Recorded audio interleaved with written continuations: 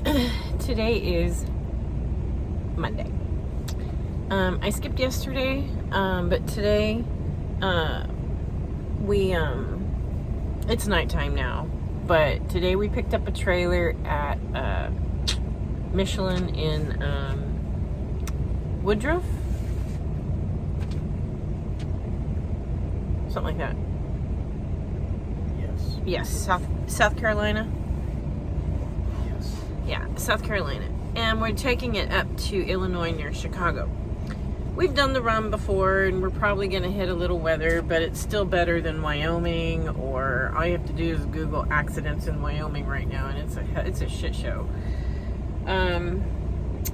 We might hit some light snow in the morning, and then into Indiana. Indiana's that hidden, I don't know how to say it. You think everything's okay with the weather there, but it's really not. Some of the worst snow I've seen has been near Indianapolis, around that area, which I think we are going through Indianapolis tomorrow.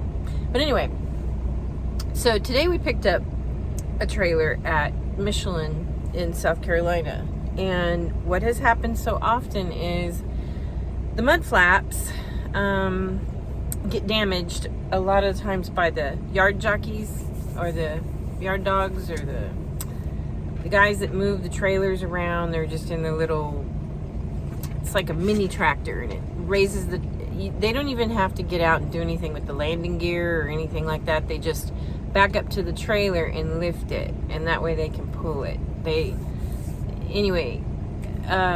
lift it up so high, and then when they back it into a dock, the back tandems catch the mud flaps and yank them off, and they're just raising them too high, and it's a common problem mainly with Michelin. We don't really see it with any other of our companies. We mainly see it with them.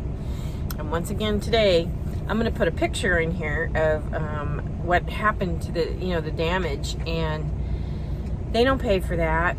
Our company does. And so we take it to a Love's or something like that. But this one, they had to bend the metal. He had to use a pulley and raise the bracket back up, because here's the trailer, okay, and then there's the bracket, and then your mud flap hangs here. Well, anyway, that bracket was bent all the way down, and they had to pulley it back up because metal, you don't want it to break, of course, but the thing is, sometimes they blowtorch it and they have to heat it up so they can move it again. But this guy they did a great job. Which, this is the Loves that screwed up our AC really, really bad. And she was working. Did you see her? Yeah. She was working today, so they obviously didn't fire her, but she's the one that completely jacked up our AC on the other tractor we first started with. And matter of fact, we had to take it all the way back to International at our yard, and they kept it for weeks. We just moved trucks because it was going to take forever for them to fix whatever she did. So that, but today, just to fix a mud flap, anybody can kind of do that. So we weren't worried. If it's anything major with your truck, be careful at the speed co's at the Loves, because I know they train their people, and I know they pay for training, and I think it's a great opportunity if you like to work on diesels or tires or tractors or trailers, because you incorporate all of that. And most of the time they're just changing oil, which is that's, unless they leave the oil cap off, which Schneider had actually done that with us. Thank goodness, when we picked up our tractor after having just a routine oil done, always check your oil cap, because they didn't put it back on, and luckily we caught it before we even left the facility, because what happens if you don't have an oil cap on your oil, it's a problem. So anyway, rule of thumb with Speedco's or wherever, always check to make sure they put that. Even ask them before you leave. Double check to make sure you put the cap back on. Save you a lot of heartache down the road. But they messed up our air conditioning so badly that International had to, it took them a long time to get it fixed where it, so AC is tricky, and I get that. There's a little more involved than just changing a tire.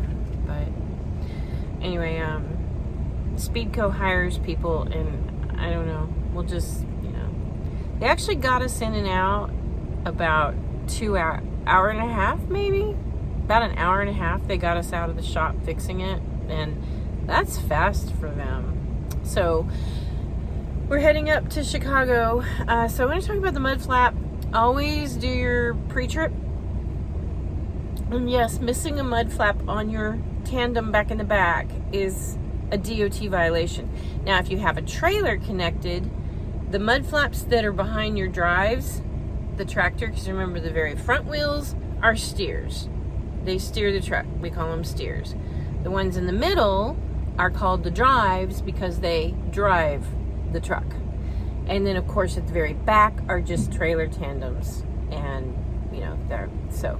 But if you don't have a mud flap behind your drive tires and you've got a trailer connected, that's fine. They don't say anything. But if you're bobtailing, which is the tractor without a trailer, it's just the tractor part, or as my friends like to say, the front part of the truck, which I guess they put the whole thing together, like truck and trailer is one in their mind. So this would be the front and that would be the back. I don't know. But anyway, if you don't have a mud flap behind your drives and you do have a trailer connected to the fifth wheel, then there's really no problem. But if you are bobtailing, which is, like I said, without the trailer, no trailer, just the tractor moseying around, you really need to have that mud flap on both of them. You can get a ticket for that.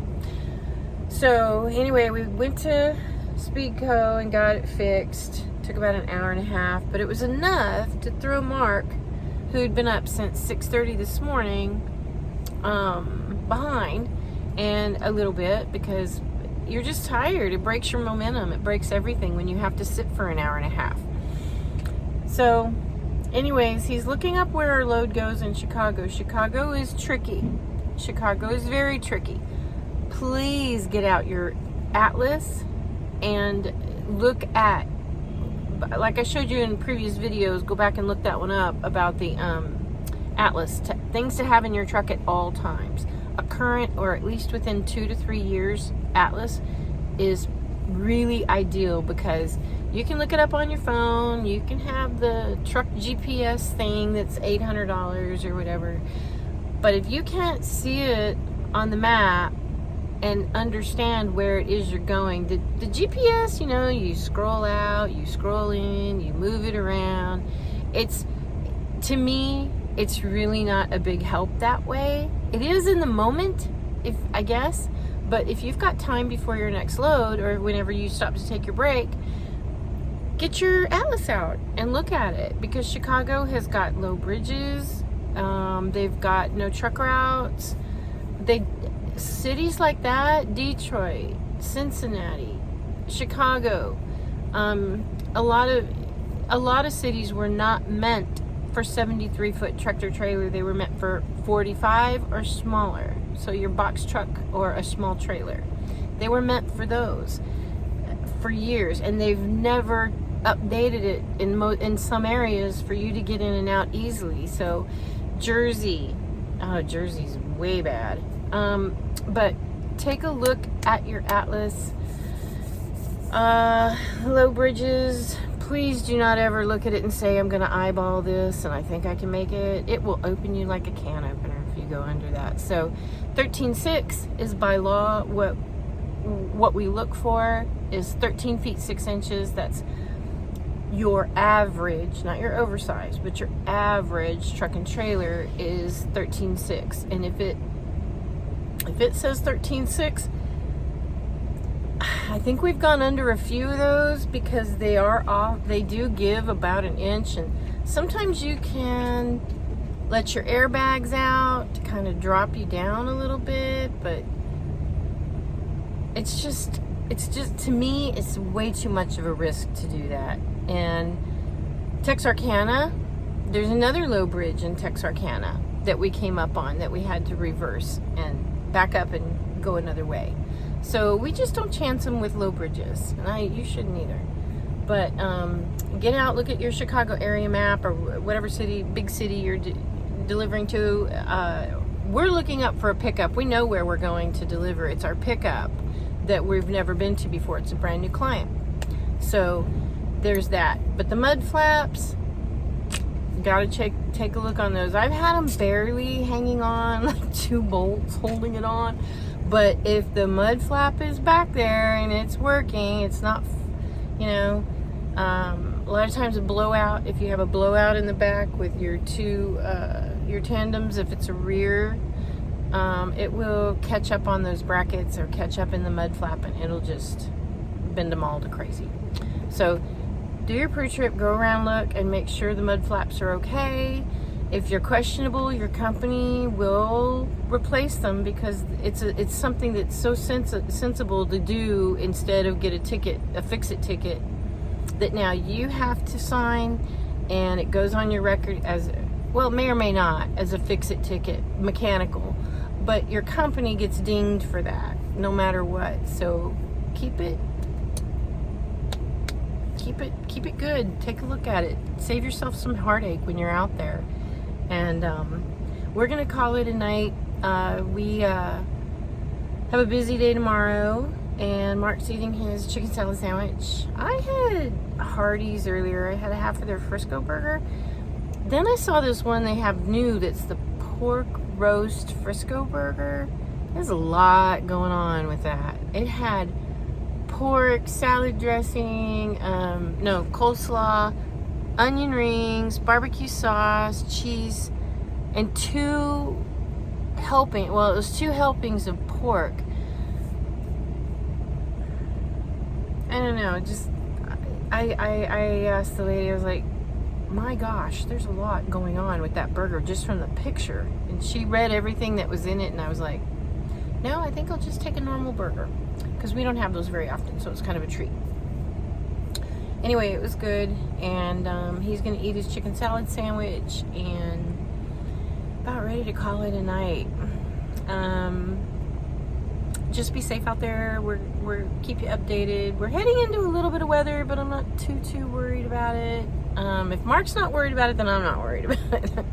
But if he gets worried about it, then I get worried about it. So anyways, just be safe, because winter is not over yet. And I used to love to wait and see when bugs would hit the windshield. You know, during the summer, it was like, oh my God, these bugs are driving me crazy. I have to clean my windows all the time, the front window. Man, come spring, I used to love to see bugs hit the window again. I was like, okay, it's warming up. That was just, every truck driver kind of knows that whole thing. That, man, when those bugs start hitting the windshield again, you hear blip, blip, blip, blip. Spring is coming. Spring is on the way. I think that's about it right now. We're both doing well. We're both taking it easy and not, stressing. We've learned to keep our stress levels down in the truck we're trying. Mark is doing a really good job. I haven't heard him cuss at a 4-wheeler or a truck in over 3 days. So, and I'm counting, but over 3 days, I have not heard a cuss word. So I hope he's working on his. And I know it's not because all of a sudden the United States figured out how to drive. So I think he's working on it too. But anyway, be safe out there. Take care. Like and subscribe, and thank you. Bye.